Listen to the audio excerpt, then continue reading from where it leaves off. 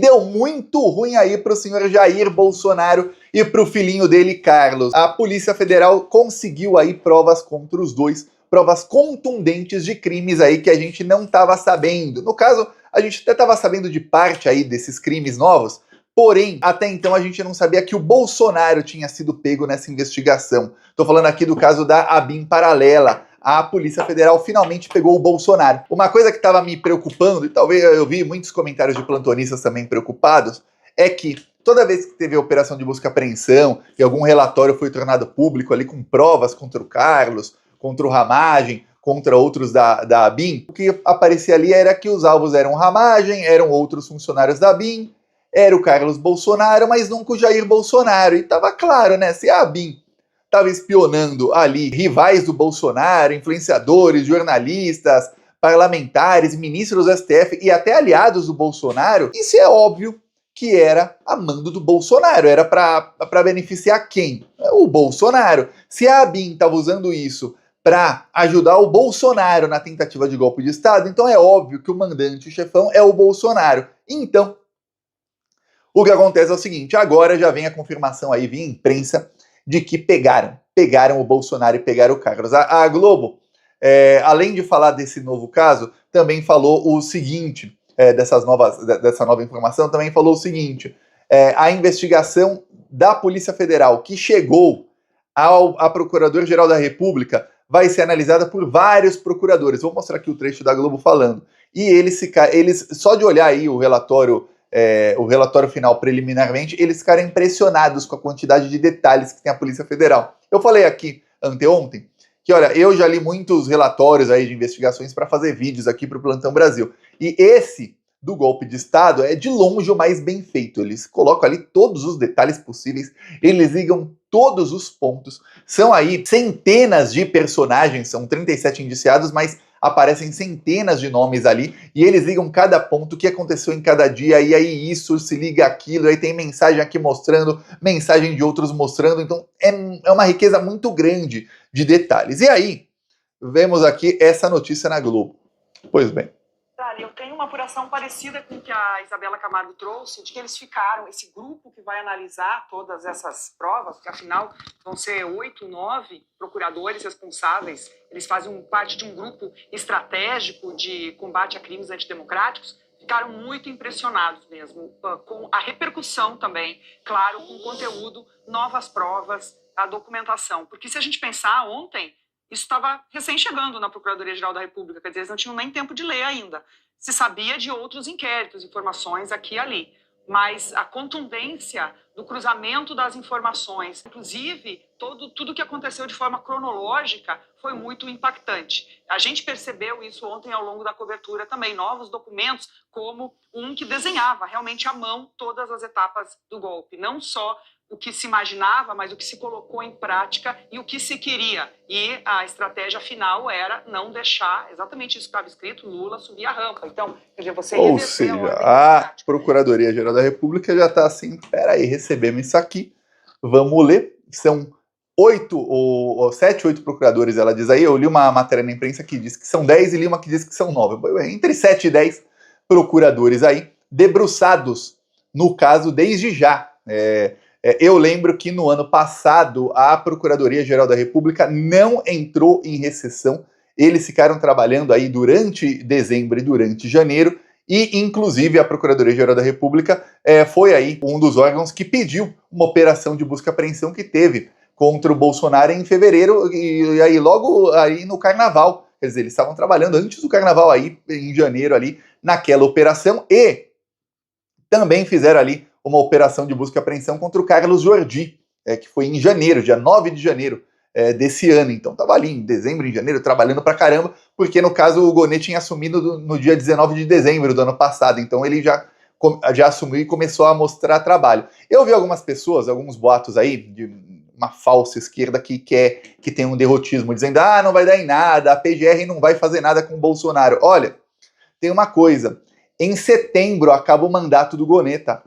Se o Gonê não trabalhar bem trabalhado até setembro, o Lula manda ele embora e chama qualquer outro para ser o Procurador-Geral da República. Eu já falei aqui, desde antes do Gonê, eu falava, se eu fosse o Lula, e não conheço as pessoas, né? Mas o Lula também não conhecia o Gonê pessoalmente. Não conheço essas pessoas pessoalmente, nunca nem conversei com elas, mas só de ver aí a atuação, e para mim o que importa é como atua cada um. Eu colocaria o procurador aí do Ministério Público do Tribunal de Contas da União, que é o Lucas Furtado. Esse cara ia pra cima do Sérgio Moro durante a época da Lava Jato. Ele ia pra cima do Bolsonaro e do Moro quando o Moro era ministro do Bolsonaro, super-ministro da Justiça. Ele foi pra cima do Bolsonaro nos 4 anos de governo do Bolsonaro e depois que o Bolsonaro saiu. E continua indo pra cima do Bolsonaro e do Moro. E olha, quando você não tá no poder, tem aí uma atuação assim, imagino que na Procuradoria-Geral da República já teria mandado prender o Bolsonaro, ó. Já o Gonê, não. O Gonê aí, um sono, tal, acordou aí o Gonê na semana passada, e aí depois, até o momento, não está dormindo, mas tá ali será que vai acordar ou não? Enquanto isso, o Gonê tá ali vendo o que vai fazer com isso do golpe. Ele diz aí que vai juntar os 3 inquéritos num só, o que eu falei aqui já meses atrás que era contra, mas ele tem ali, segundo a imprensa, as justificativas dele, né? Que olha, vai ter que ser um trabalho muito meticuloso para que não seja anulado lá na frente e tudo mais. E aí atrasa pra caramba. E aí, se tudo der certo, a condenação sai aí no final do primeiro semestre de 2025, se não der certo, aí sai até o fim do ano de 2025, aí você fala, pô, caramba, quanto tempo aí? Pode-se pedir a prisão antes, chegaram a falar aí na semana passada que estavam estudando aí prisão preventiva, isso antes do relatório final vir à tona. Essa semana o Bolsonaro foi fritaram o Bolsonaro aí, foi frito e fritado, as duas palavras existem, tá?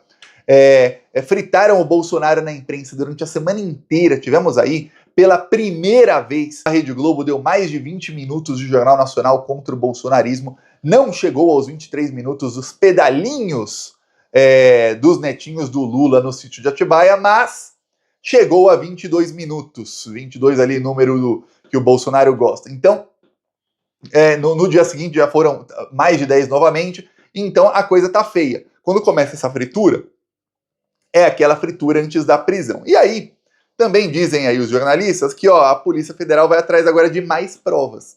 Tem mais coisa que a gente não tá sabendo.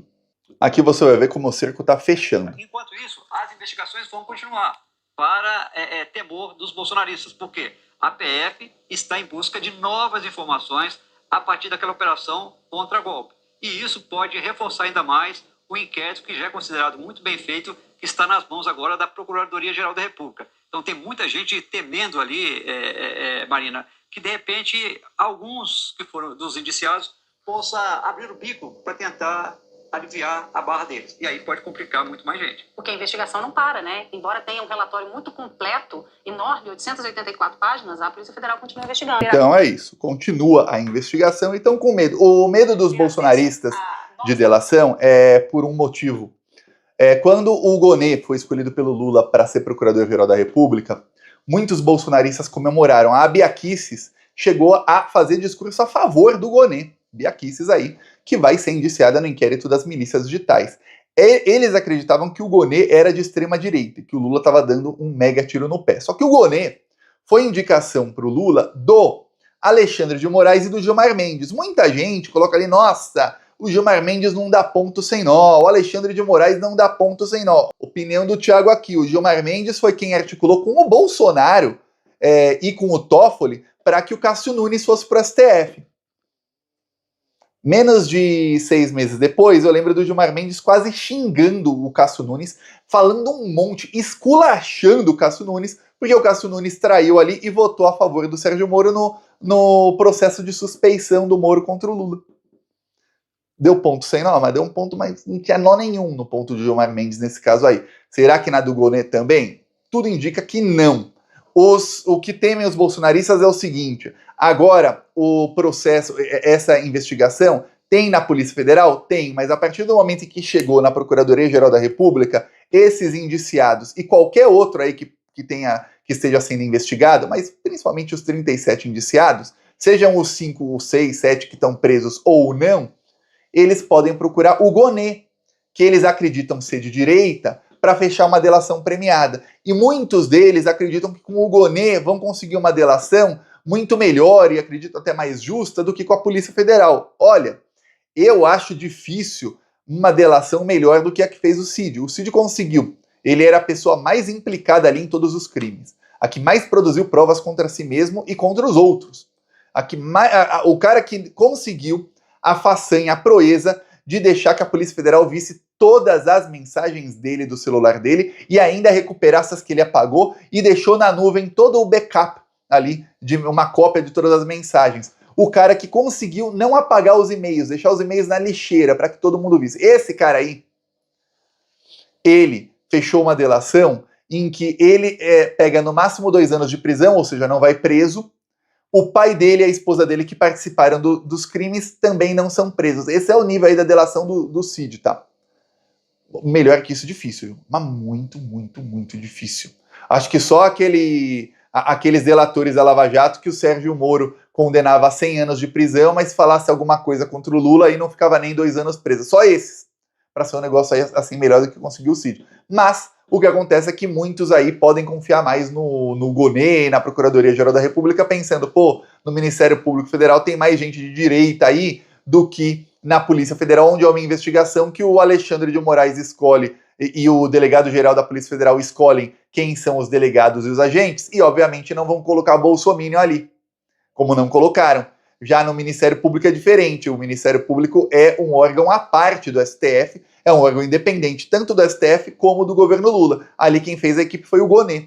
Eles acreditam que o Gonê é de direita, e que de direita ele é, mas que ele é ali ligado um pouquinho, que seja ao bolsonarismo, e que ele vai escolher gente ali que tende a ter mais clemência com os bolsonaristas. Vou falar, tese meio burra. Eu peço aí a sua inscrição no canal, vamos seguir aqui na luta. Falou!